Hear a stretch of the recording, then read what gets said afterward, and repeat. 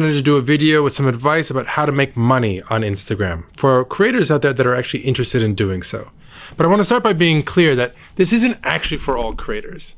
The vast majority of creators are relatively small, maybe a few thousand followers. And if you're that size, it doesn't really make sense to focus on trying to monetize that audience. You should really be focused more on growing that audience or using Instagram in other ways. But if you are a large account, let's say hundreds of thousands of followers or more, and you are interested in using Instagram to help make a living, here's some advice. At a high level, 3 different ways to get paid on Instagram. You can get paid by fans, you can get paid by brands, and you can get paid by us directly. Now let's start with fans, which is really the easiest way to get started. 2 primary things you can do: subscriptions and gifts. Subscriptions are a great way to get paid for a small subset, maybe 1 out of 20 creators.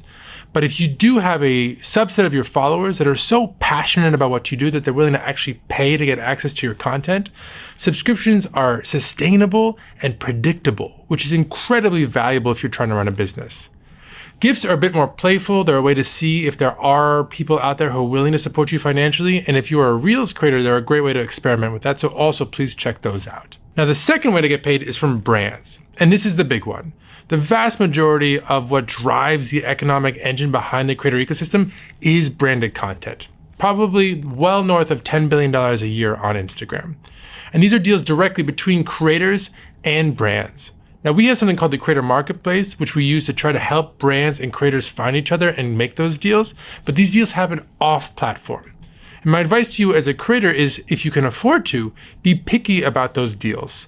When you promote content from a brand that you don't really believe in, you don't really love, people can usually tell. So if you can afford to, be choosy about what deals you actually do.